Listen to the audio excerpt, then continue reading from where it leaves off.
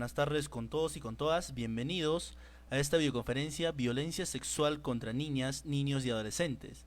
Peligro en casa durante el estado de emergencia. Esta ponencia está a cargo del doctor José Iván Saravia Quispe.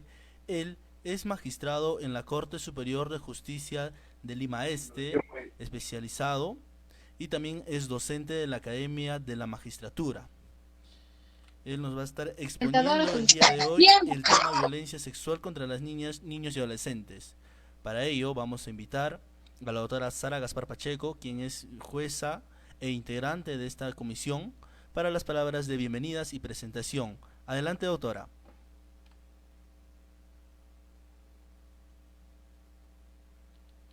Gracias, Omar. Muy buenas tardes con todas y todos.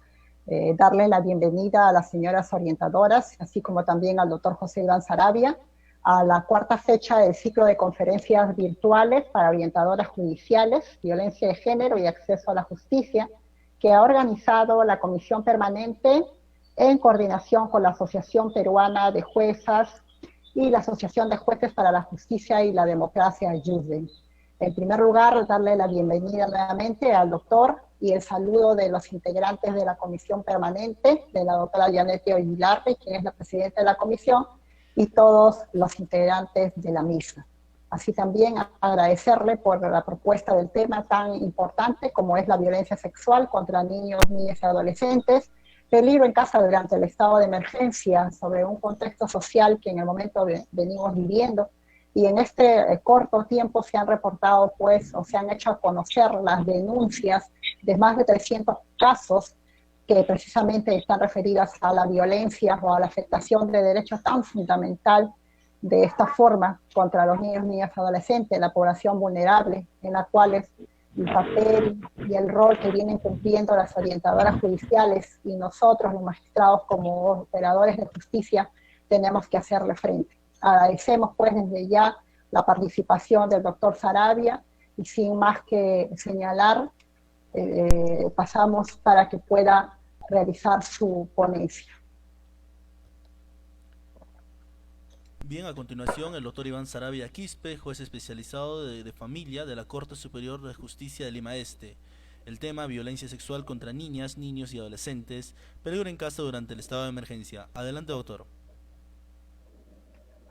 Muchísimas gracias, doctora Sara Gaspar, miembro de la Comisión Permanente de Acceso a la Justicia de Personas en Condición de Vulnerabilidad y Justicia en tu Comunidad.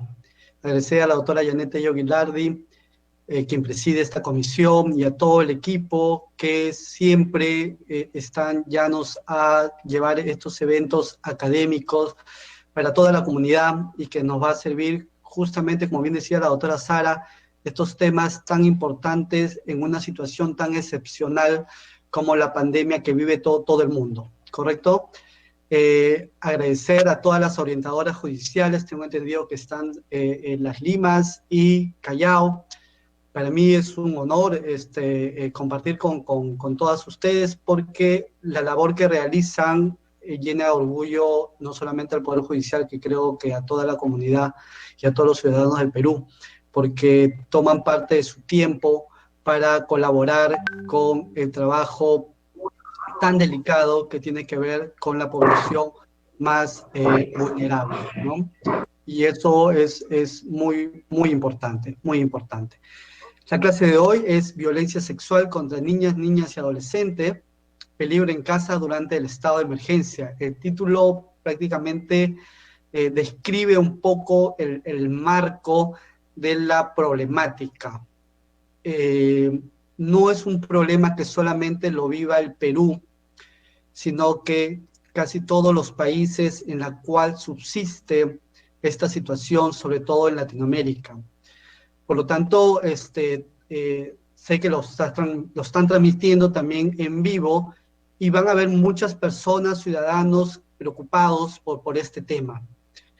Y porque el tema se centra sobre la violencia contra niñas, niñas y adolescentes, pero en el ámbito de la privacidad del hogar, donde supuestamente deberían estar protegidos, pero como bien señalaba la doctora Sara, ya se han presentado 300 casos y lamentablemente va en aumento.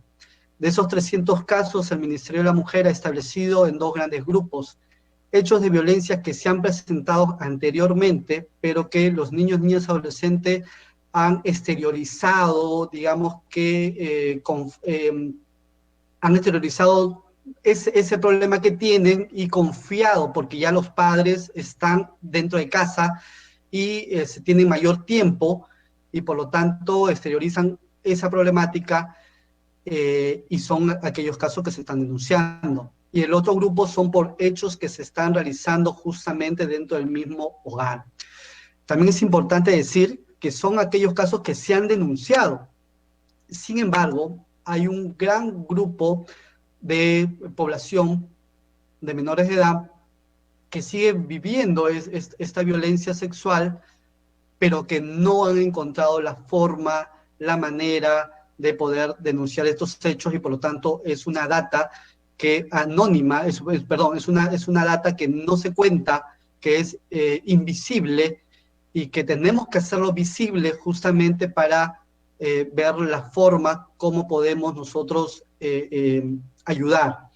Ahora bien, si bien es cierto, el Poder Judicial, así como el Ministerio Público, porque todos y todas sabemos de que se penalizan, está penalizado este tipo de actos que vamos a explicar brevemente, también es verdad que es importante la prevención, porque cuando llega al Poder Judicial y a la Fiscalía, el hecho ya ocurrió, el hecho ya se dio, y lo que nos corresponde a nosotros es dictar unas medidas de protección y sancionar el hecho de violencia, pero en estos casos debería también trabajarse, y que me voy a tomar el tiempo también de hablar sobre ese tema, sobre la prevención, cómo podemos prevenir. Y algo importante para las orientadoras es cómo vamos a detectar un caso de violencia sexual. ¿Cómo podemos? Porque la manera más fácil es que el niño exteriorice, diga, hable, ¿no? Se exprese y denuncie, ¿correcto?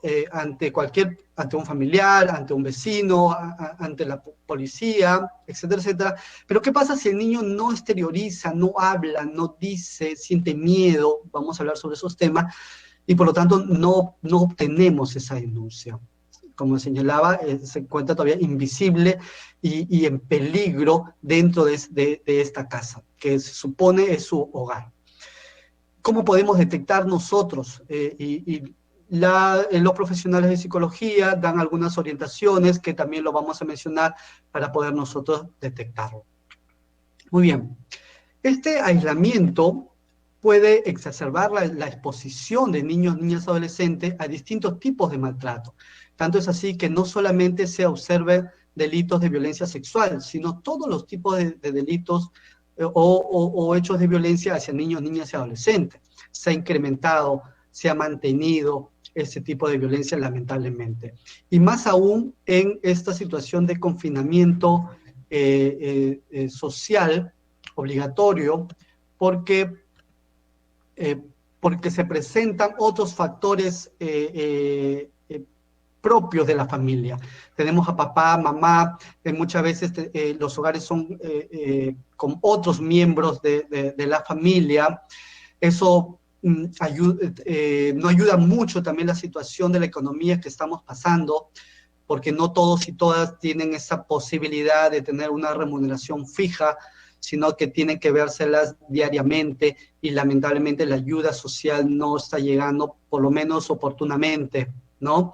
Los gobiernos regionales y locales deberían incidir un poco más. Entonces empiezan una serie de problemas, digamos, que empiezan a desencadenar hechos de violencia, y normalmente, y mal dicho normalmente, pero es lo que sucede, quienes tienen esas consecuencias y se convierten en una vulneración grave son los niños, niñas y adolescentes del hogar. ¿Correcto? Y por lo tanto empieza la violencia psicológica, la violencia física y la violencia sexual. Ahora, se puede presumir entonces que los factores de protección que se tenía han disminuido. ¿Y por qué? Porque cuando se trata de captar, digamos, por término, o ver o visualizar chicos que están en situación, o chicos y chicas que están en situación de algunos actos de violencia sexual, siempre contamos con los docentes, porque ellos tienen toda una mañana o una tarde, dependiendo del horario, en la cual van al colegio, y se trabaja mucho con los docentes con la finalidad de que ellos puedan detectar con ciertas características si los niños, niñas son víctimas de abusos, cualquier tipo de abuso o maltrato, ¿correcto? Pero eso ya no lo tenemos ahora porque los chicos, nuestros hijos, están realizando educación remota. Por lo tanto, no contamos con ese filtro. La otra situación es, ¿y por qué? Porque los docentes cuando sospechaban o tenían la certeza podían conversar con los niños, niñas, adolescentes y por lo tanto tienen la facultad y la ley dice que tienen la obligación de hacer la denuncia correspondiente. Entonces había una situación más digamos, entre comillas, de mayor apoyo. Entonces, cuando los docentes llegaban con los niños y adolescentes a la comisaría para hacer la denuncia, podrían intervenir las orientadoras, ustedes, ¿no? Entonces, la situación era un poco más fácil, digamos, el apoyo era más directo, pero ahora ya tenemos a los niños en casa y muchas veces los mismos agresores y agresoras no permiten, sobre pretexto de que no estamos en un aislamiento, no salir, no comunicarse. Muchos de los agresores prohíben esa comunicación virtual con otras personas, etcétera, etcétera, y los tenemos prácticamente en esa violencia constante sin tener ese acercamiento a otras personas que puedan ayudar, ¿correcto? Por lo tanto, los factores de riesgo más bien han aumentado.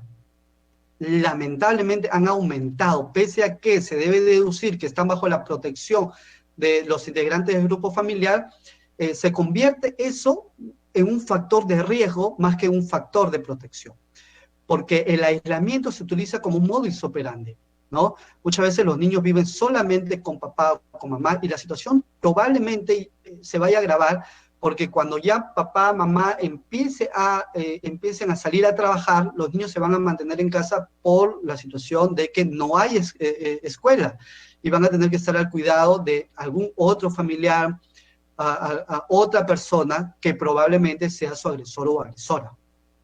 Y la situación de factores de riesgo van a ser mucho mayor. Entonces, esta cuarentena, alargada, pues ya no es cuarentena, pero esta cuarentena se convierte en un factor de riesgo para los niños, niñas, adolescentes que son víctimas de abusos sexuales, ¿correcto? Muy bien. Por la data que tenemos, la información que contamos, que es importante visualizarla, es importante señalarla, más de la mitad de los niños, niñas y adolescentes sufren de violencia en su vida cotidiana. Y en un contexto o en contexto como el que estamos viviendo en la actualidad. La tensión en los hogares crece, el riesgo de violencia aumenta y a la par se invisibiliza, o sea, no se puede visibilizar y se normaliza estos hechos dentro del entorno familiar. Sobre todo en las familias con mayores dificultades, en las que en estos días tienen preocupaciones diarias, ¿no? Las preocupaciones ya cotidianas que ya tenía, se suman pues la situación de la comida diaria, como habíamos señalado anteriormente, y una situación de habitacional colapsada. Muchos de los hogares viven en cuartos alquilados, ¿no? Habitaciones alquiladas, o dentro de familias extensas como los suegros, los padres, en pequeños cuartos en la cual mamá y papá duermen en la misma habitación, mamá, padrastro, papá, madrastra, con sus otros hermanos, muchas veces con los primos, con los tíos, sin que exista una privacidad. Y esta situación de actos sexuales entre adultos, ¿no? Se puede visualizar porque no existen divisiones dentro del hogar, de la habitación, y que son expresiones de adultos permitidas evidentemente cuando son consentidas, pero que se olvidan muchas veces de que hay niños en casa y como no existen divisiones, no existen cómo dar privacidad a estos actos sexuales, evidentemente los niños pueden repetir esas situaciones. Ahora, muy bien, también podemos tener otras circunstancias como primos, tíos, que están justamente en ese despertar sexual por la edad. De 18, 19, 16, 17 años, 20, 21, están en ese despertar y descubrimiento sexual. Y lamentablemente, al no tener una educación sexual adecuada, experimentan con los más vulnerables, que son los niños, niñas y adolescentes. ¿Correcto? Entonces, todos estos riesgos y que se suma el hacinamiento en las viviendas se convierten en factores de riesgo latente que pueden explotar en cualquier momento. Y es un peligro que debemos decirlo así, porque según la información que tenemos en los casos que se dictan medidas de protección, cómo se sanciona, los denunciados son la misma vínculo familiar. Es importante también que todos y todas sepamos o conozcamos que el abuso sexual es toda interacción donde se utiliza a un niño o niña adolescente, para el caso en concreto, para la satisfacción sexual de una persona adulta. Pero no solamente una persona adulta lo puede cometer, también lo puede cometer un adolescente o un niño también dentro de los integrantes del grupo familiar, y que tienen en la justicia un tratamiento porque ambos se encuentran en una situación de vulnerabilidad y de desconocimiento de su educación sexual, pero no podemos dejar de señalar que son personas adultas que ejercen poder, digamos, ¿no? Que tienen una jerarquía de poder dentro de los integrantes del grupo familiar, pero también aquellas adolescentes y jóvenes y niños que están en esa situación de despertar sexual y que pueden también cometer ciertos abusos sexuales, ¿correcto? Estos abusos sexuales se pueden producir con contacto físico, o sea, lo que nosotros llamamos una relación sexual, en la cual existe esta unión de los órganos reproductivos, ¿correcto? ¿No? Pero también pueden darse sin ese contacto físico. No es necesariamente que se dé en esa situación, porque también tenemos los tocamientos indebidos, pero no solamente de que la persona agresora o agresor toque a un niño, niña o adolescente, sino de que busque de que este niño, niña o adolescente toque a esa persona adulta. Igualmente, tenemos a los niños involucrados en las redes sociales en una magnitud que también se puede prestar para pornografía infantil, se puede prestar para contenido pornográfico, contenido fuerte, por medio de las redes sociales, y en la cual los padres a veces, padres y madres, no tienen el conocimiento o el descuido de no controlar a sus hijos qué cosa es lo que ven dentro de las redes sociales, sea laptop, sea computadora, sea celular. El acceso al internet está más accesible para todos los niños, ¿correcto? Entonces, no significa que solamente sea un contacto físico, sino también puede ser sin el contacto físico. Ahí, como señalaba, teníamos los tocamientos, otros tipos de interacciones que, aunque no incluyan el contacto físico, constituyen una interferencia en el desarrollo sexual del o las menores de 18 años. Ahora, esta situación suele ser perpetrada por personas cercanas a la víctima. Usualmente son las personas más cercanas a los niños, niñas, adolescentes, quienes son sus agresores o agresoras, inclusive los mismos familiares, por lo que las consecuencias que va a desarrollar en la psicología y en la formación de niño, niña y adolescentes son especialmente muy graves. La OMS, el Organismo Mundial de la Salud, señala que la violencia ejercida hacia los menores de 14 años ocurre en su mayoría en manos de sus propios padres, de cuidadores y familiares como abuelos, primos, tíos, los padrinos, los padrastros, y las consecuencias de esta violencia ponen en peligro el desarrollo infantil, como les acaba de señalar, pero además puede perturbar hasta la edad adulta. O sea, esas consecuencias traumáticas, afectaciones psicológicas que puede ocasionar en el niño, niña, adolescente, puede ser negativo a su salud sexual y mental, inclusive cuando son adultos. sobre todo cuando no existe un tratamiento posterior a eso, que es muy importante. Y eso puede incrementar que los niños, niñas, adolescentes sufran, ¿no?, otros hechos de violencia sexuales por otras personas, porque no hay un tratamiento, una protección correcta a ese niño para parar ese ciclo de violencia sexual en la cual se encuentra inmerso.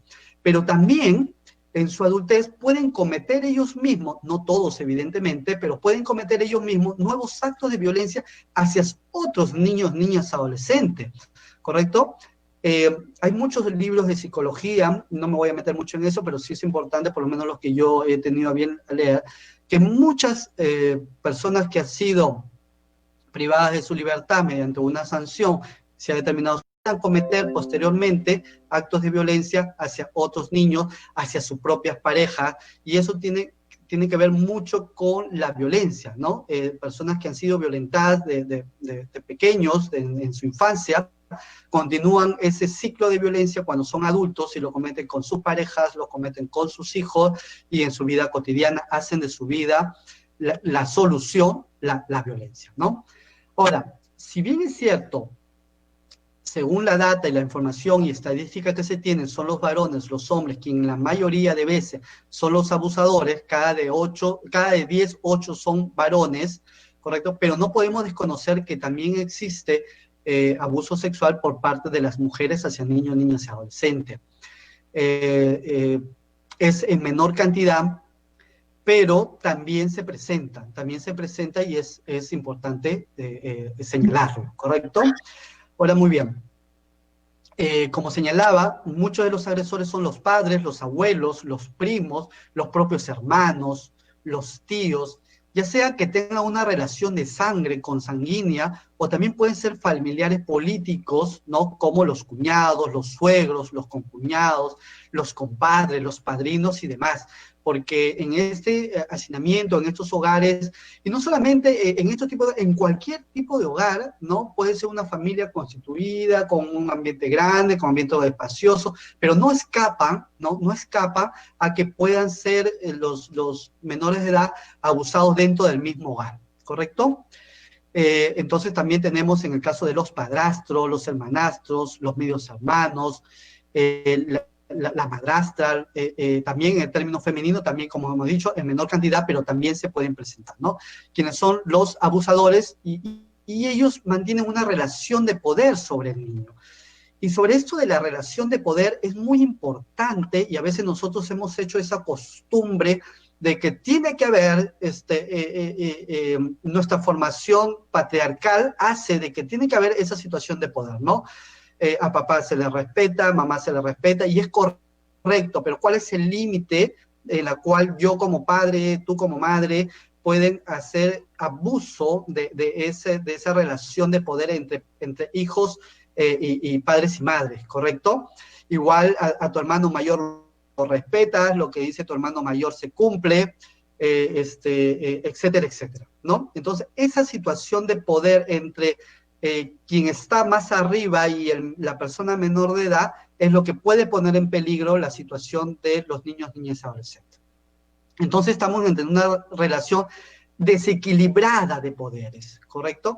Donde existen generalmente vínculos jerárquicos de autoridad que le va a permitir, lamentablemente, lo que debería servir para una situación de control, de educación, de orientación para nuestros propios hijos, hermanos, familiares, etcétera, etcétera, sirve como una situación para intimidar, manipular, engañar o amenazar a las personas menores de edad, a los niños, niñas y adolescentes. Entonces, podemos citar de ejemplo que aquellos abusadores o abusadoras lo que utilizan es, si dices algo, voy a golpear a tu madre. Si dices algo, voy a matar a mamá. ¿Correcto? Entonces el niño, por una situación de temor, de miedo de lo que puede suceder, se abstiene de contar, de señalar quién es su agresor, porque siente el temor, el temor de que de este agresor de rienda suelta a lo que está señalando, y tiene temor de que le pase algo a alguien que adora y ama como podría ser su madre. ¿Está bien?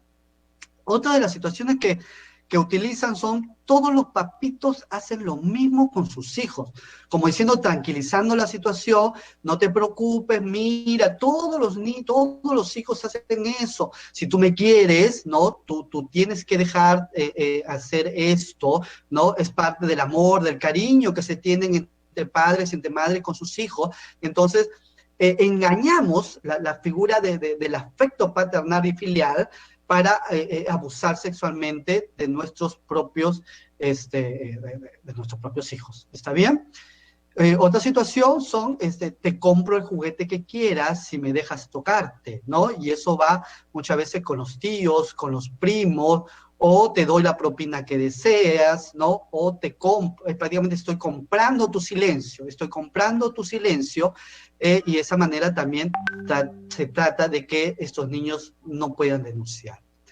Otra situación es, nadie te va a creer porque yo soy el mejor tío, el mejor abuelo, el mejor primo.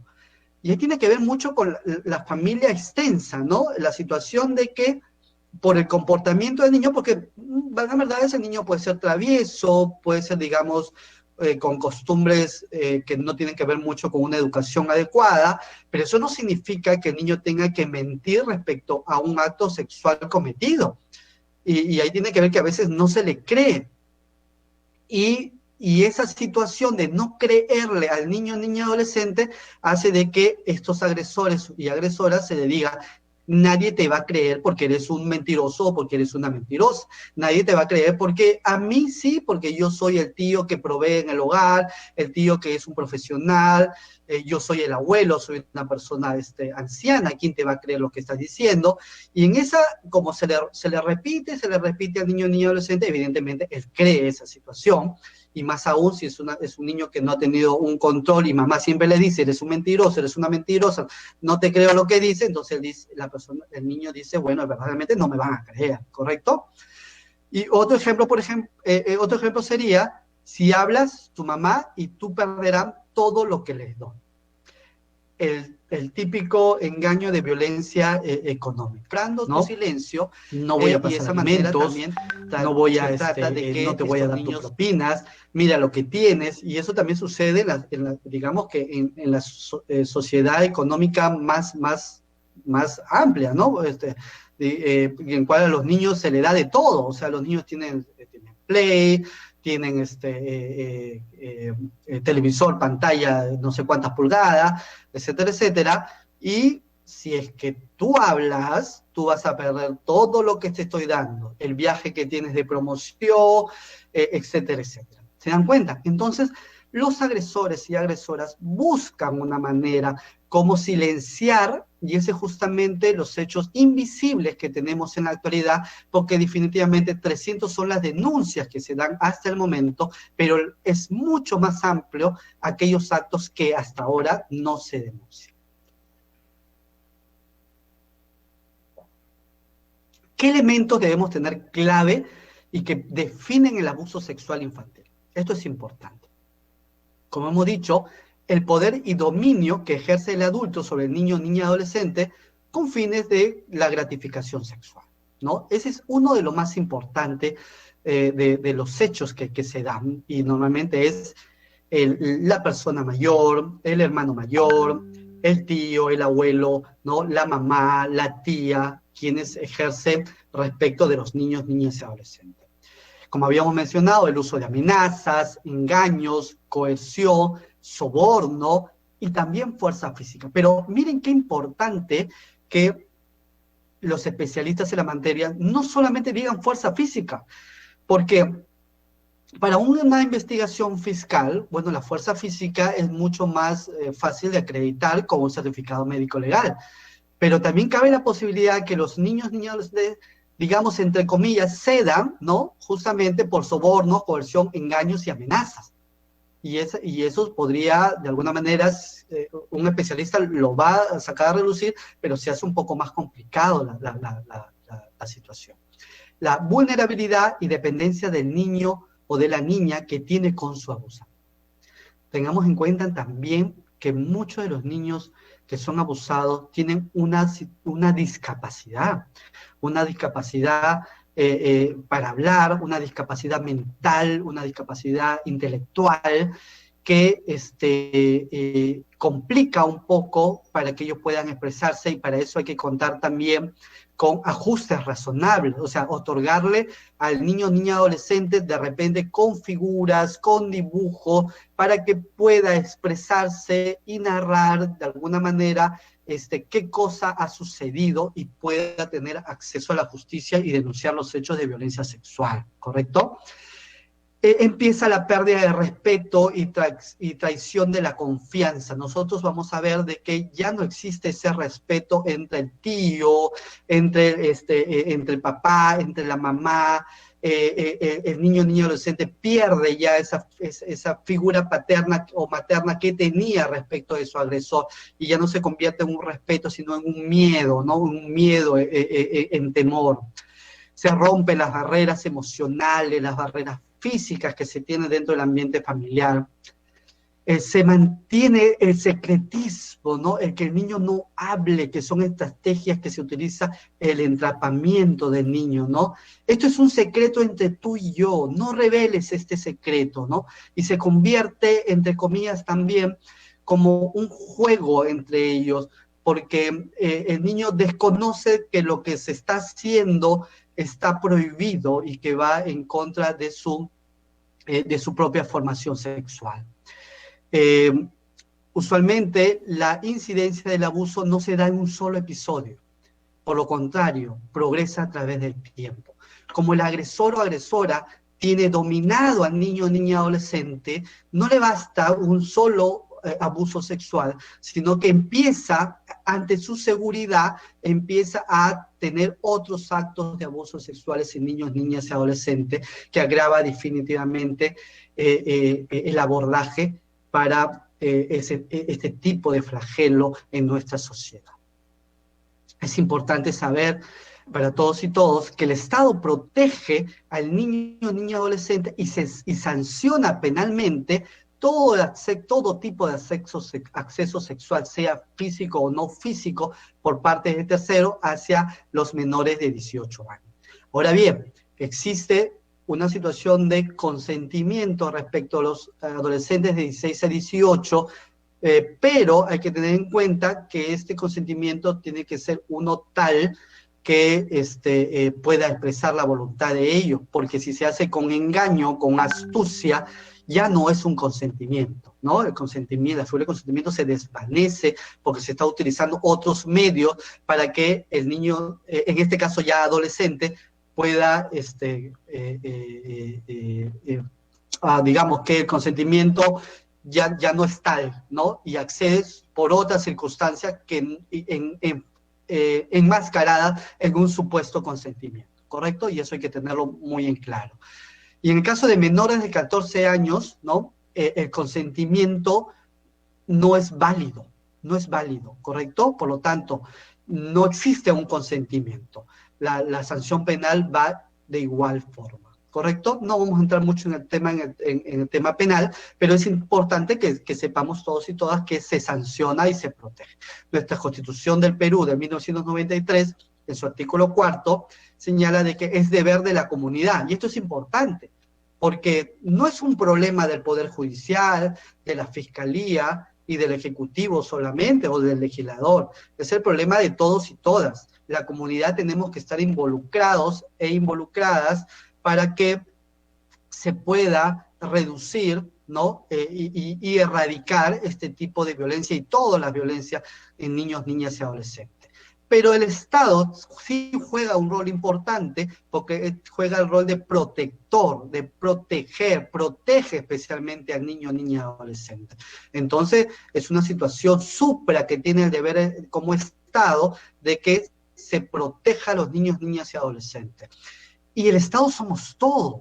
La Policía Nacional, por eso que ante una denuncia la policía tiene que actuar con debida diligencia y no entrar en estereotipos o subjetividades que puedan retardar la oportuna actuación que pueda tenerse para poder dictar una medida de protección o sancionar los hechos de abusos sexuales, ¿correcto? Sin embargo, pese a este marco normativo que acabo de mencionar, el abuso sexual infantil en nuestro país sigue siendo un grave problema, de que hay que combatirlo diariamente, ¿no? No hay una reducción, sino parece mentira, hay un aumento de estos tipos de actos en la cual ya deberíamos ir nosotros reduciendo. Y esta problemática constituye, por tanto, un tema de interés público. No es algo privado en la cual tengan que resolverlo los integrantes del grupo familiar de un medio cerrado, sobre pretexto de que no rompamos el vínculo familiar o busquemos una inestabilidad familiar, ¿no? Al convertirse en interés público, el Estado tiene que intervenir. Por eso que la persecución del delito es de oficio y las medidas de protección también son de oficio, ¿correcto? Por lo tanto, debe comprometer todas las instituciones del Estado, quienes debemos diseñar e implementar mecanismos eficaces. Y ahí está lo interesante, ¿no?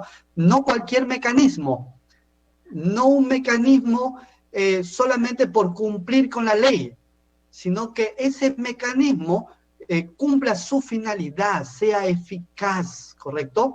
Y ahí no solamente involucra al Poder Judicial y al Ministerio Público, sino a todas las entidades del Estado, llámese Policía Nacional, Ministerio de la Mujer, Unidad de Protección Especial, no me quiero olvidar de todas las instituciones, pero todas las instituciones que están involucradas en la protección de niños, niñas y adolescentes, ¿no? Y al ser eficaz, recién garantizaría una vida libre de violencia para niños, niñas y adolescentes.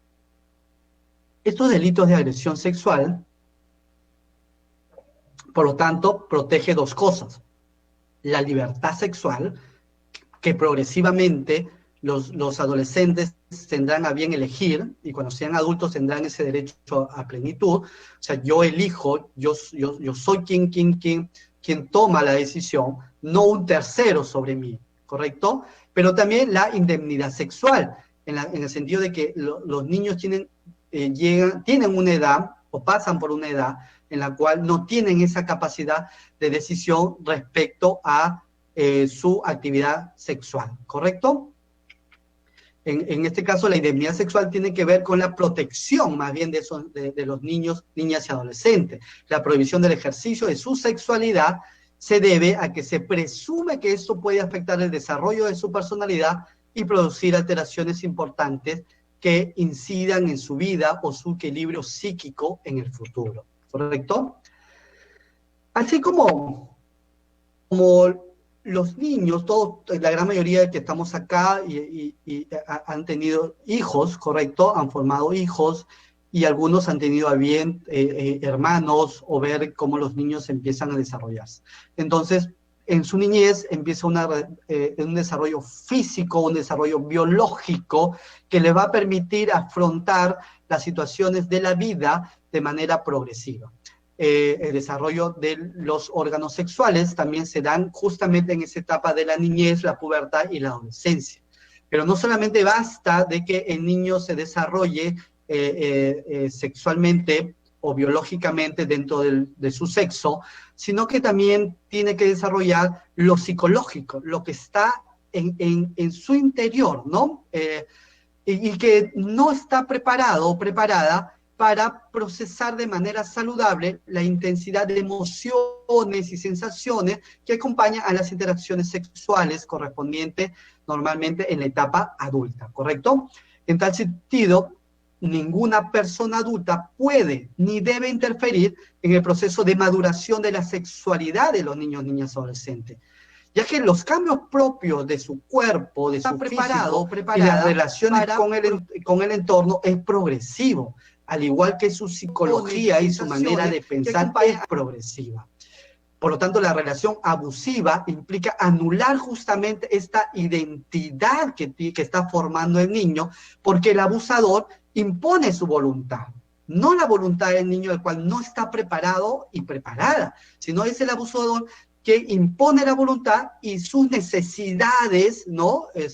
Sexuales respecto de su víctima, y que van a generar, como hemos señalado anteriormente, graves consecuencias emocionales, psicológicas, que pueden perturbar inclusive a su etapa adulta.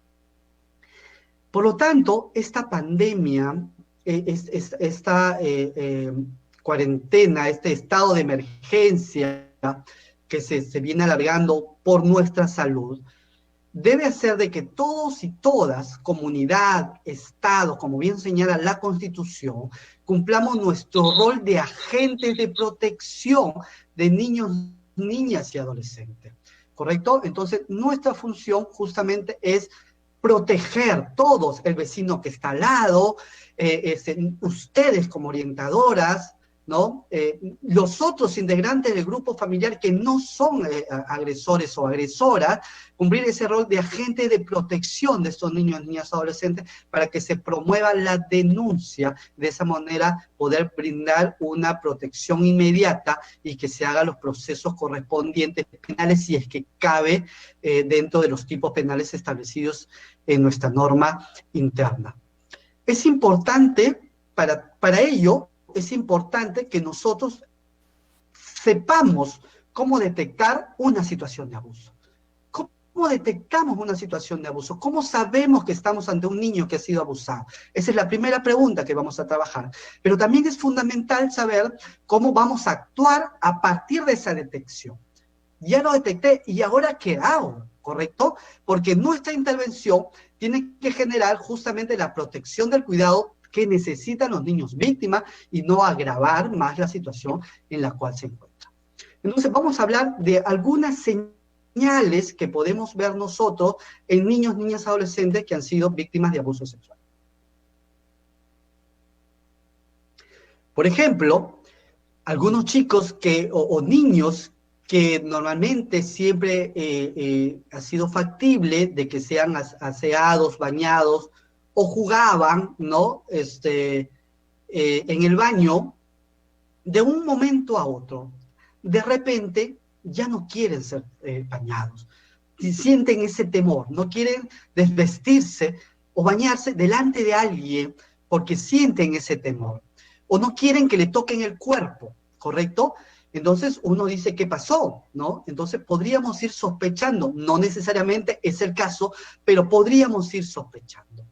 Otra de las situaciones que podemos advertir es que los niños tengan pesadillas, porque reflejan el abuso que han sentido en su realidad, lo reflejan, ¿no? En sus sueños y empiezan a tener temor y se reflejan en pesadillas que muchas veces los niños no quieren contar. ¿Y por qué no quieren contar? Porque justamente los abusadores y abusadoras han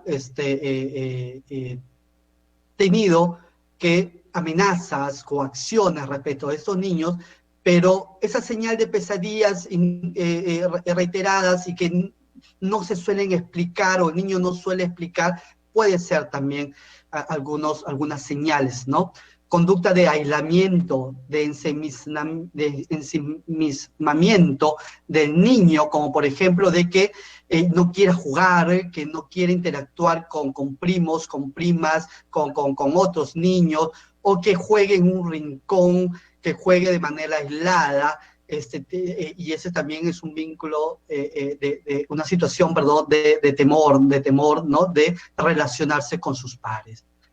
Que empieza a jugar de manera sexual con otros muñecos, o que juegue de manera sexual con otros niños también, porque cuando un niño o niña adolescente empieza a tener esos juegos de roles sexuales con muñecos, que puede ser tanto en hombres como en niñas, con varones como en niñas, o juegos sexuales con otros niños o niñas, es porque lo vio o porque lo aprendió en su propio cuerpo, ¿correcto? Y lo que está haciendo es exteriorizar lo que vio y lo que aprendió.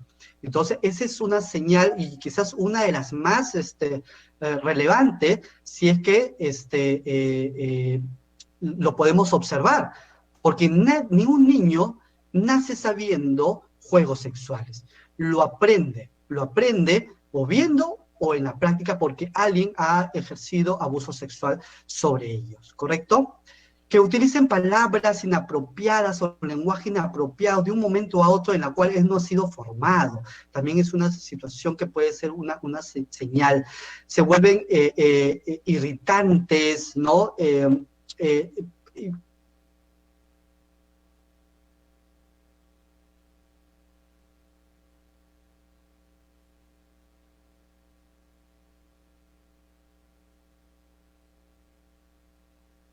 ya tiene un buen tiempo desenvolviéndose solo para ir al baño, pero un temor, algo extra le impide y vuelve y empieza a retroceder en aquellos aspectos que ya como niño, niña, adolescente han ido avanzando, ¿correcto? Las manifestaciones emocionales de repente como llantos, como enojo desmedidos, miedos, que no es normal, o sea, que no se comportaba de esa manera el niño, niña, adolescente, ¿no? Y que, y sobre todo, busca a esa figura protectora, ¿no?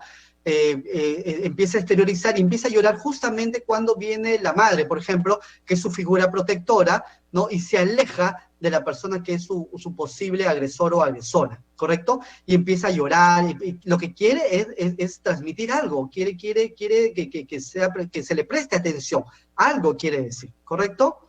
¿Qué más? Dibujos. Cuando los niños empiezan a dibujar cosas negativas, ¿no? Con contenidos sexuales. Eso hay que tenerlo en cuenta, ¿no? Eso también puede ayudar, ¿correcto? La palabra clave, y quiero ser enfático en esto, porque como dije, cuando interviene la fiscalía y empieza a investigar y el juez empieza a sancionar y dictar la medida de protección, es porque ya sucedió el hecho. Queramos o no, hacemos un trabajo respecto a la sanción y la protección, pero ya llegamos tarde, ¿correcto? Porque la agresión sexual, ¿no? Y las consecuencias psicológicas ya se dieron. Y lo importante es, la clave de esto es la prevención. Y es importante la prevención en casa, cuando regresemos a una vida normal, en los colegios, en la comunidad, nuestro rol de protección como ente comunitario, ¿no? Lo ideal es darle a tus hijos una educación sexual. Tenemos que quitarnos de la idea de la cabeza que nuestros hijos no deben saber de lo que es sexualidad, lo que es sexual y de lo que son actos sexuales. Evidentemente va a tener que hacerse de manera progresiva conforme a su edad, ¿no? O sea, no le vamos a enseñar todo como si fueran adolescentes o sean adultos, pero tenemos que enseñarle progresivamente al cuidado de sus órganos genitales, de su propio cuerpo, respecto a terceros. En ese sentido, tenemos que enseñarles que ellos, primero que nadie puede tocar tu cuerpo. Es lo principal que todo padre o madre tiene que enseñarle a sus hijos. Nadie puede tocar tu cuerpo. Y si alguien toca tu cuerpo, tienes que decirme. Yo no me voy a molestar, no me tengo que incomodar. Todo lo contrario. Quizás ese tocamiento que se ha hecho no ha sido intencional o no ha sido con la situación de una satisfacción sexual, como habíamos señalado antes. Pero el que el niño diga, no me puedes tocar, ¿correcto? Niño me diga, no me puedes tocar, no es una malcriadez, es justamente una situación de que se está acostumbrando a su propia protección de su cuerpo. Y el contarlo a mamá y a papá, o a quien considere es su factor de protección, no significa tampoco de que vamos a pegar el grito al cielo, sino que vamos a tener que ver que en qué situación se presentó esa situación y felicitar al niño, niña, adolescente por cuidar su propio cuerpo. Es importante eso, ¿no? Enseñarles progresivamente que ellos son libres para elegir, que nadie va a elegir por ellos, ¿correcto? Sino que ellos van a elegir de manera progresiva y conforme va avanzando su edad, qué cosa es permisible para tu edad y qué cosa va a ser permitido cuando tú seas un adulto o tengas una capacidad progresiva sobre tu educación sexual, sobre tu formación sexual, ¿correcto? Que sepan qué son los secretos. Que los secretos que te pueden dañar es malo. ¿correcto? Que no es bueno guardar secretos, sobre todo cuando involucra una vulneración de tus propios derechos. Entonces, así el niño o niña adolescente empieza a comprender, empieza a comprender de que los secretos pueden ser negativos para él mismo o para ella misma, ¿correcto? Y que no son un juego, que es lo más importante, porque se utiliza el secretismo como una situación de juego, como jugar a las escondidas, como jugar a guardar silencio, ¿no? No hablamos, hoy día no hablamos, nadie habla, que son juegos válidos, correcto, si es una situación de juego, pero el secretismo, el abusador o abusadora lo utiliza justamente para callar, ¿no? Una futura denuncia. Asimismo, que aprendan a decir no, que aprendan a decir no, que aprendan a decir basta, que aprendan a decir esto no se hace, es importante, que sepan a pedir ayuda, ¿no? Cuando se encuentren en situaciones de riesgo, cualquier situación de riesgo, los niños sepan a pedir ayuda. Así, ¿qué nos dicen a nosotros, por ejemplo, si va a haber un sismo? Tengan su botiquín, prevengan tal situación, ¿correcto? ¿No? Tengan su alcohol, tengan su termómetro. En la actualidad, que estamos en esa emergencia sanitaria, ¿qué nos dice? Prevengamos, nos lavamos las manos, tengamos nuestro lugar de aseo, nuestro lugar de aislamiento por contaminación. Lo mismo sucede con los niños. ¿Qué debo hacer? ¿Qué debes hacer tú, niños, niñas, adolescentes, si estás en una situación de riesgo inminente? ¿A dónde debes acudir? ¿Dónde debes de denunciar? Con quién puedes contactarte, ¿correcto? Esa situación también pone al niño en una situación, porque si el niño no lo sabe y está en una situación de riesgo, no sabe dónde ir, dónde correr, a quién acudir, y por lo tanto debemos enseñarle dónde ir, como por ejemplo, contar con un número de teléfono, que se aprenda un número de teléfono para que cuando llegue una persona, le diga, por favor, comuníquese con mis padres a este número celular o este número fijo, ¿correcto?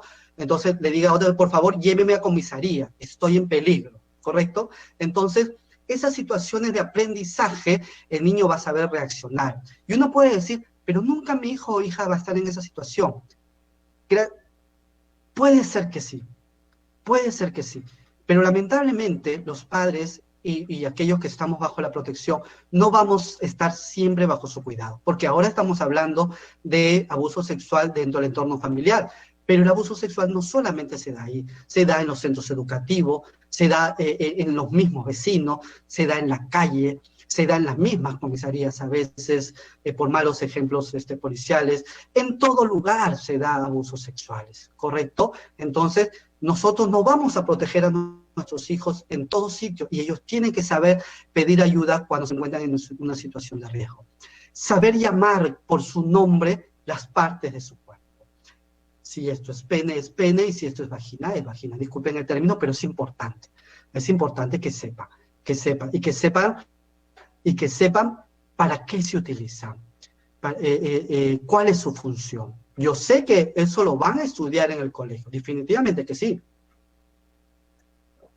Pero los padres no debemos perder la oportunidad también para enseñarle a nuestros hijos qué cosas son sus órganos, ¿no? Y que son órganos íntimos, al cual tienen que proteger, ¿correcto?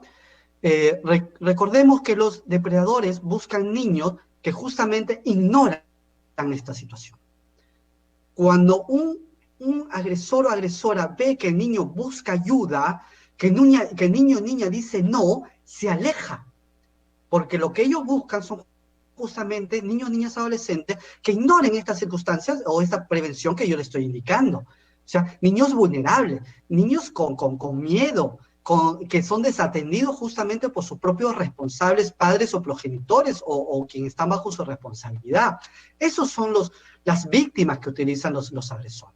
Cuando un niño, niña, adolescente corre y se pone a buen recaudo, en la cual nosotros ya lo hemos interiorizado, ¿correcto? Y hablo para los padres y madres que me ven, en el sentido de que el hecho de que tengamos los padres que bañar a los niños hasta edad muy avanzada, como 5, 6, 7, 8, 9, 10, 11, 12 años. He visto casos, ustedes saben que como juez vemos todos eso, escuchamos y leemos en los atestados, ¿correcto? Tenemos que darle independencia a nuestros hijos para bañarse, para vestirse, para limpiarse solos, porque justamente en esta circunstancia es que se abusa. Un padre ya no puede bañar a sus hijos a una edad en la cual ellos pueden hacerlo. Y eso se enseña también en la educación inicial, que a partir de los 4 o 5 años los niños ya empiecen a bañarse solos. De repente el padre o madre lo puede hacer con el mejor cariño que quiera, pero lo real es que cuando un niño no es independiente y por ave motivo, por alguna circunstancia, lo deja con tercera persona, va a pedir el mismo niño ser bañado, porque no lo puede hacer solo. Y otra persona puede aprovechar esa circunstancia para hacer tocamientos indebidos, para cometer abuso sexual. Entonces hay que buscar la independencia. Otras circunstancias como que los afectos excesivos respecto a otras personas, como los abrazos excesivos al padrino, a los tíos, a las tías. Todo dentro de salud es correcto, pero cuando el afecto se vuelve más, se puede convertir en situaciones de riesgo, por ejemplo, ¿no? El hecho de a rascatabla hacerle caso a cometer abusos sexuales. Todo lo que te diga tu tío, tú tienes que hacer caso. Todo lo que diga tu padrino, tienes que hacerle caso, ¿correcto? Evidentemente, si te comportas mal, hay una situación de orientación que hacen las personas mayores, pero el que aprendan ellos a decir ciertas cosas no, porque ese límite es muy importante, ¿correcto? ¿No? Eso es muy importante tenerlo en cuenta. Muy bien. Es importante, si ya hacemos la prevención en casa, si ya es muy importante la prevención en casa, pero vamos a suponer que se nos escapa de la mano lo de la prevención, ¿correcto? Y estamos ante un hecho de abuso sexual. Y hemos detectado esos hechos, ¿no?, que nos causan duda respecto al cambio tan repentino del niño, niña y adolescente, y por lo tanto empezamos a, digamos, a preguntar, ¿por qué te comportas así? ¿Por qué hablas así? ¿Por qué te estás orinando? En vez de castigarlo, porque lo que hacemos, lo que los padres a veces hacen, ¿por qué te orinas? ¿Por qué estás retrocediendo? ¿Por qué? Y empezamos a castigar pensando de que estamos corrigiendo esa situación, cuando no vemos que atrás de eso puede haber todo un peligro inminente. Y puede suceder que sea por situaciones que no tengan que ver con violencia, puede ser por otras cosas, pero lo hemos advertido, ¿correcto? ¿No? Pero pueden ser que detectamos hechos de violencia. En esa situación, cualquier persona puede denunciar. El vecino puede denunciar. Un familiar que no necesariamente sean los padres pueden denunciar. Tenemos la línea 100.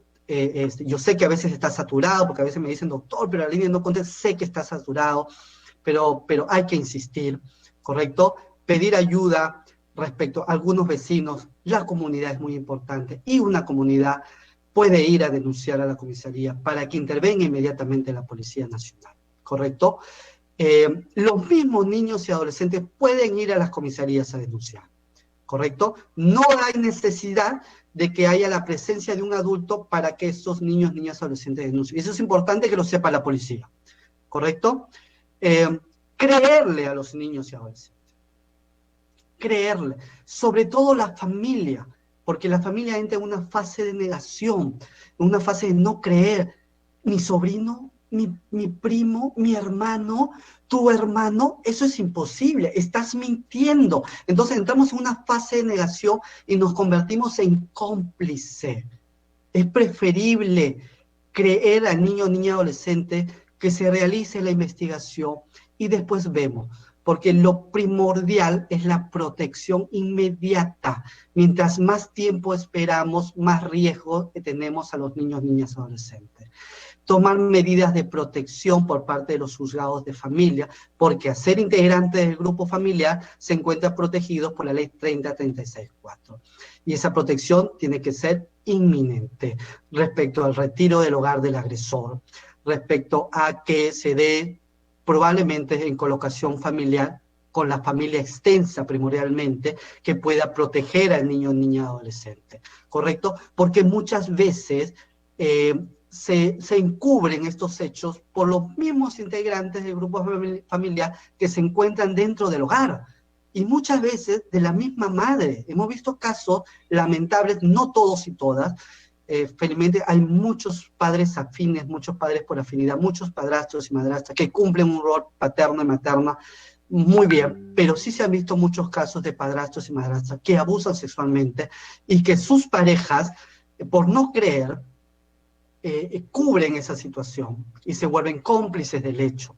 Pero también se ve de que toda la familia está involucrada en violencia por ese mismo agresor y por lo tanto no denuncia porque van a perder los alimentos, van a perder la casa donde vive, ¿no? Si es la casa de los abuelos, si el abuelo o la abuela es la abusadora, ¿no? Saben que si denuncia van a tener que irse y no saben dónde ir, ¿correcto? Si es que es el padrastro y el padrastro es el único que sostiene la vivienda, no denuncia porque de qué vamos a vivir, de qué vamos a comer, ¿correcto? Entonces esa circunstancia va a involucrar que las medidas de protección tengan en cuenta esos factores de riesgo y empoderar a los otros miembros de la familia y decirles lo importante que es pasar de esa fase de negación, lamentablemente decir, bueno, ocurrió, ¿qué tengo que hacer de aquí en adelante? ¿Cómo puedo ayudar a mi hijo o hija? ¿Está bien? Eso es lo más importante, ¿correcto? Sancionar ejemplarmente estos delitos y eso parte de una investigación con debida diligencia de los fiscales,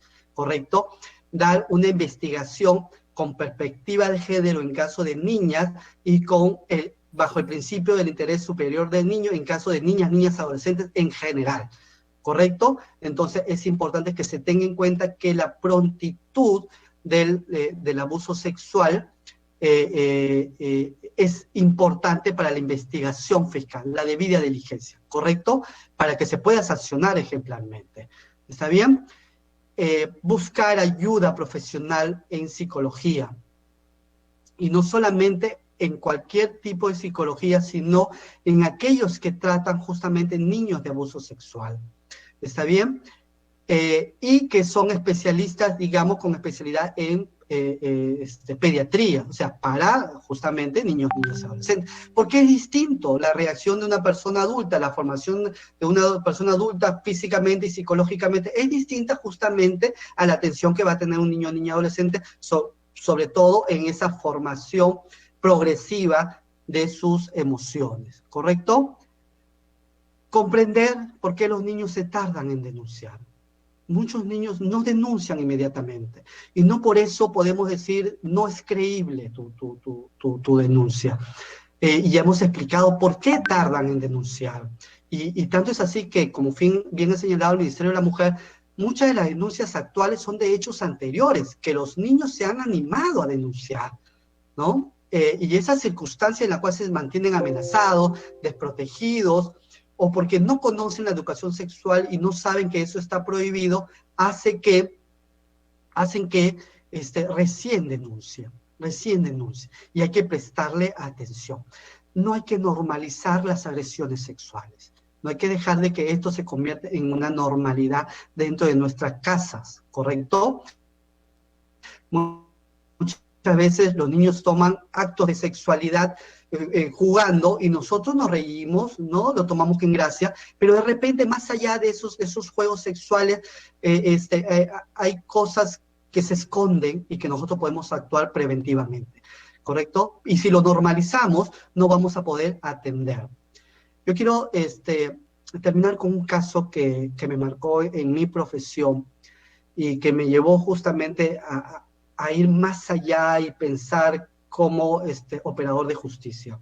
Yo antes de ser juez de familia, he sido fiscal adjunto provincial titular, y se me presentó un caso, se nos presentó porque éramos un equipo, la fiscal provincial, el fiscal adjunto provincial, un gran amigo en el distrito de Amazonas, y en ese entonces asistente de función fiscal, tengo entendido que ahora ya son fiscales también, en la cual tuvimos un caso de desprotección familiar. Antes abandono, ahora desprotección familiar. Y quiero contar este caso para que veamos la magnitud de cómo podemos advertir estos hechos. La madre tenía problemas de alcoholismo y por lo tanto dejaba en desprotección familiar, en riesgo de desprotección familiar a su niña, que en ese momento tenía 8 años. Estoy hablando de hace como 5, 6 o 7 años atrás, ¿correcto? tenía 5 años, 6 años tenía.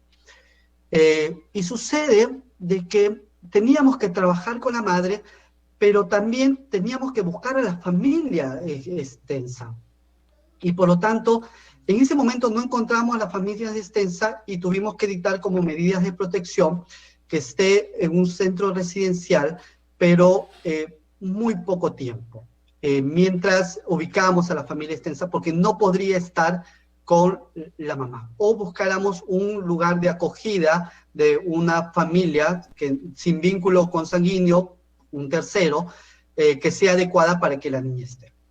Pero en el interín de esos 2 días que estuvo en el centro de albergue para niña, nos mandaron un informe que nos sorprendió a todos y a todas quienes ejercíamos la labor fiscal en ese entonces, porque la niña tenía juegos sexuales con otras niñas. Y nosotros dijimos, ¿qué pasa acá? Algo está mal. Y entonces pudimos haber dicho, bueno, que se encargue pues el centro, mientras que nosotros sigamos con la situación de la protección, ¿correcto? Porque estábamos investigando la situación de la protección, donde podíamos poner a una nueva familia, mientras que la madre se recuperaba, que gracias a Dios la madre se recuperó, apoyó mucho, ¿no? Y empezó a cambiar, ¿no? Respecto a la protección, regresó con la mamá, pero empezó a cambiar. Pero esa situación de riesgo de protección nos llamó la atención respecto a estos juegos sexuales que hacía la niña con otras niñas, y empezamos a indagar. Tomamos una declaración en una entrevista única. No teníamos cámara GESEL allá, pero teníamos una sala de entrevista, son 2 ambientes divididos con un televisor en la cual se firma la niña, y en la pantalla se puede ver toda la declaración de la niña con todos los operadores de justicia, fiscal penal, fiscal de familia, juez penal si es que cabe, la defensa pública, todos, ¿correcto? Para no revictimizarla justamente, ¿no? Que es la finalidad. Nosotros tenemos un protocolo también como Poder Judicial, justamente la comisión trabajó un protocolo justamente también con otros protocolos del PPR Familia, y se hizo un solo protocolo para atención a niñas y adolescentes en cámara GES. Y la niña empezó a narrar que en el lugar donde trabajaba la madre, que era el mercado, ¿correcto? Habían otras personas adultas que le daban 5 soles por tener relaciones sexuales, ¿correcto? Y evidentemente todos quedamos en shock. Y la niña lo narraba con una naturalidad, como si fuera un juego. El caso pasó, como ya estaba vigente el nuevo Código Procesal Penal, pasó a una fiscalía corporativa, ya no era nuestro caso, pasaba a una fiscalía corporativa, y lo cogió una fiscal adjunta, y luego nos convoca y nos dice, miren, la pericia psicológica arroja de que la niña no tiene afectación psicológica. Y tenía que ir a juicio la fiscal, porque es un caso grave. Y empezamos a desarrollar la teoría, y justamente porque había pasado mucho tiempo de esos actos sexuales, muchísimo tiempo, pero el delito no había prescrito, por lo tanto se podía iniciar el proceso penal, se podía incoar el proceso penal. Y desarrollamos la teoría que muchos niños, al ver esa normalidad del acto sexual, que muchas veces lo ven como si fuera un juego, normalizan el acto sexual, y eso nos ayudó mucho la perito psicóloga, normalizan el acto sexual, y por lo tanto no generan afectación. Pero eso no significa que el abuso no se haya cometido, sino que tiene una explicación científica respecto de ello. De igual forma, los niños no tienen la capacidad de narrar los hechos con precisión, como color de ropa o lugares exactos, cronologías exactas, de horas, de días, de mañana o de noche. No tienen esa capacidad, ¿no? Y estos hechos tienen que tenerse en cuenta al momento de la investigación. Las medidas de protección en ese entonces fue efectiva porque recuperamos a la niña con mucho tratamiento psicológico. Realmente fue un caso emblemático, y la madre también tenía que apoyar con la finalidad de que pueda retornar a su hogar, pero con las garantías y por lo menos en la primera instancia, esas personas, porque no era uno solo, eran varias personas adultas, fueron sancionados penalmente, ¿no? Es un tema doloroso, pero se vuelve más doloroso cuando la víctima es un integrante del grupo familiar. Y la misma odisea que acabo de contar puede presentarse en el mismo hogar. Y no solamente nosotros como Estado protegemos, sino toda la comunidad.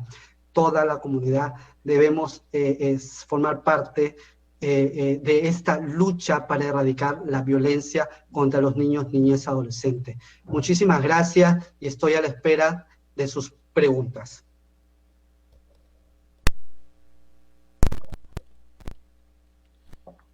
Bien, agradecemos al doctor José Iván Saravia Quispe, juez de familia de la Corte Superior de Justicia de Lima Este. Pasando a las preguntas, doctor, hemos visto varias preguntas que han hecho las orientadoras judiciales, así también como en la plataforma de Facebook, donde se ha transmitido esta videoconferencia, y las más relevantes son: ¿qué hacer, cómo hacer que un niño cuente que ha sido agredido sexualmente?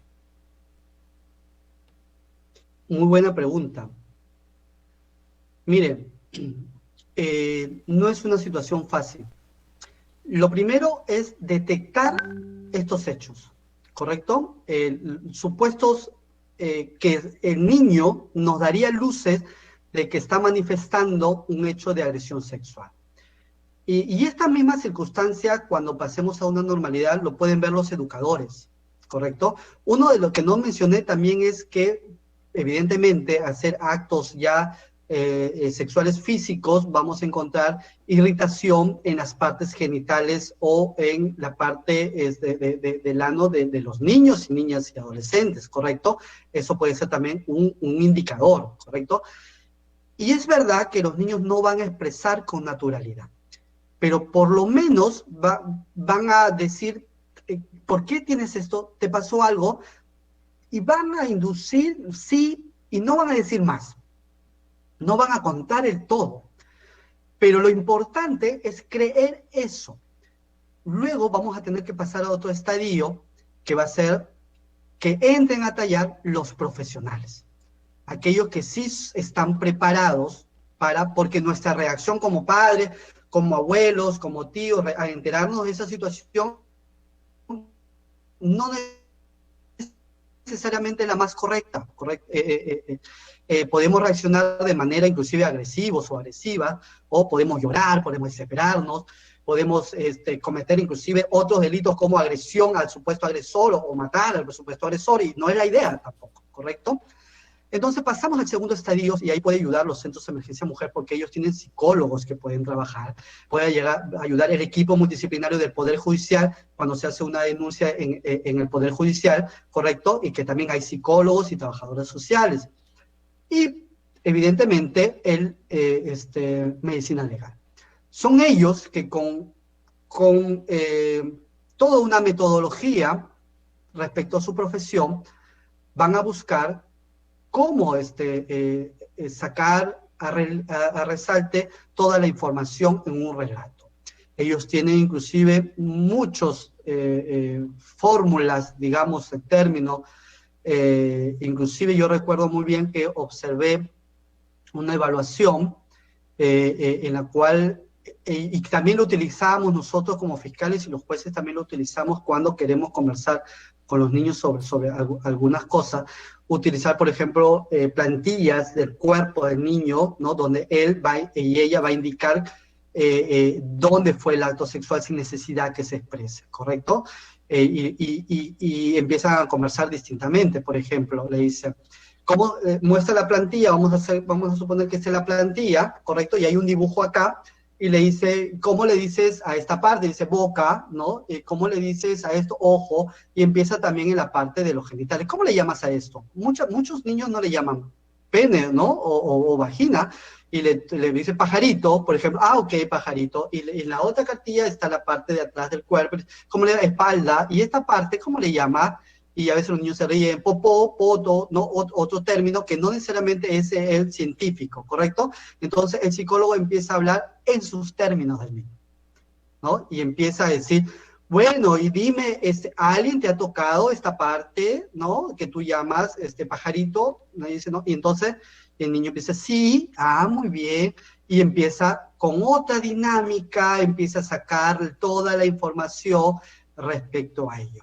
El abordaje no necesariamente es que nosotros como comunidad o los integrantes del grupo familiar tengamos que hacer todo el abordaje. Nosotros no somos expertos, ¿correcto? Si el niño expresa con libertad, en buena hora. Pero van a haber niños, y por eso agradezco la pregunta, en la cual no van a expresar verbalmente toda la información, más aún si son niños con discapacidad. Más aún. Entonces, ahí tienen que intervenir profesionales, y tenemos profesionales, y esos profesionales tenemos que... Yo sé que hay muy buenos profesionales, pero aquellos, la sensibilidad. Muchas veces dicen, no ha pasado nada. Bueno, pero es preferible prevenir, es preferible actuar a no actuar, ¿correcto? Siempre es preferible actuar a no actuar, ¿no? Y los profesionales van a estar ahí para poder ayudar y sobre todo no revictimizar al niño, porque nuestro método como familia puede ser agresivo y estaríamos nosotros revictimizando. Muy bien, Omar. ¿Hay otra pregunta por ahí? Sí, doctor, tenemos 3 preguntas más. ¿Cuándo, cuando un tercero quiere denunciar, ¿de qué forma puede recaudar las pruebas para que pueda proceder a la denuncia? Ya, muy bien, muy bien, muy bien. Cierra tu micro. María, cierra tu micro. Ok, ya lo tengo. Uy, lo has vuelto. Ahí nomás, no te preocupes. Ya, listo, muy bien. Buena pregunta, y la pregunta viene a colación con la anterior. Nosotros, sociedad, no somos fiscales. Nosotros no recabamos medios probatorios, ¿ya? Inclusive en nuestro afán de recabar medios probatorios podríamos nosotros, digamos que desvirtuar algunos medios probatorios que sí van a servir, no desvirtuar, sino digamos que deshacer, perturbar la investigación. Hay que tener en cuenta eso, porque basta que el niño diga, señale, ¿correcto?, para que empiecen a trabajar los operadores de justicia. Llámese la policía de investigación, conjuntamente con la fiscalía, quien es el titular de la acción penal, y empiece a recabar los elementos probatorios, que normalmente son, pues, si es que el acto se da, normalmente son las ropas íntimas de los niños, ya se hace un estudio si es que hay una situación de semen, ¿no?, dentro del cuerpo del niño, la niña, o de las partes íntimas de los niños y niñas, el certificado médico legal de integridad sexual del niño, que es muy importante para que determine si es que ha habido defloración, y si esa defloración es reciente o es antigua, si ha sido reiteradas veces o es la primera vez, es muy importante. Pero todo eso, ese análisis lo hacen un equipo experto, ¿correcto? Por eso lo más importante es denunciar, para que ese equipo empiece a recaudar los medios probatorios respecto a el delito que se ha cometido, ¿no? Nosotros como comunidad no somos, pues, expertos en investigación. Podríamos perturbar la investigación, más bien. Es más, en esa búsqueda de medios probatorios, cabe la posibilidad de que yo, miembro de la familia, sea persuadido por otro miembro de la familia, y ya sé que existe una ropa interior, por ejemplo, como medio probatorio, y desaparezca la ropa interior. Otra situación que se puede presentar en esa búsqueda de la verdad, o en esa búsqueda de sacarle la verdad al niño, es de que el agresor busque eliminar justamente la prueba mayor, que es la declaración del niño, y se cometa un infanticidio, un parricidio. ¿Se dan cuenta? Entonces, esa situación también que hay que evitarla, porque ya ha sucedido, lamentablemente, y eso hay que intervenir mucho en educación, y por eso la prevención es muy importante, la educación sexual es muy importante, porque cuando ya se comete el ilícito, como las penas son tan altas, no se olvide que violación sexual de menor de edad hay hasta cadena perpetua, ¿correcto? Y en vez de disuadir, lo que lamentablemente está haciendo es de que se logre lesionar, matar, ocultar el cuerpo de las víctimas de violación sexual, sobre pretexto de no querer pagar la pena o la responsabilidad del acto que ha cometido, y la situación se agrava. Por eso lo más importante es denunciar, poner a buen recaudo al niño, niña, adolescente, y que se encarguen la fiscalía y que se encargue la policía de la investigación, y respecto a la información, que los peritos en psicología y los psicólogos se encarguen también de ese trabajo. Es muy importante eso. Omar, ¿otra pregunta por ahí? Sí, doctor, continuando con las preguntas, ¿cuál es el impacto psicológico después de un abuso sexual y cómo se puede identificar a un agresor? Ah, buena pregunta. Eh, bueno, el impacto psicológico, según los estudios, es muy grande. El niño o niña adolescente, como le conté el caso anterior, puede no presentar afectación emocional o afectación psicológica, no en ese estadio, pero toda violencia, sea sexual o todo tipo de violencia, sí va a tener repercusión, como bien señalaba al inicio de la exposición, en su vida adulta, y él en su propia minoría de edad puede repetir esos actos de abuso sexual. Cuando he tenido casos de adolescentes en conflicto con la ley penal que han cometido abusos sexuales de niños, niñas, adolescentes, entre las situaciones que yo trato de incidir, no en la investigación, porque no es parte de la investigación, sino en una situación de protección y tutelar con los padres y con los niños y con la psicóloga, es que este niño pueda narrar, ya no en el proceso judicial porque no tiene una relevancia, pero sí en la situación de protección, si es que ha sido abusado anteriormente. Porque como dije, lo más probable es que este adolescente que está cometiendo esta infracción sexual también haya sido abusado anteriormente. Y probablemente ese delito es impune y el agresor sigue viviendo en el domicilio. ¿Me dejo entender?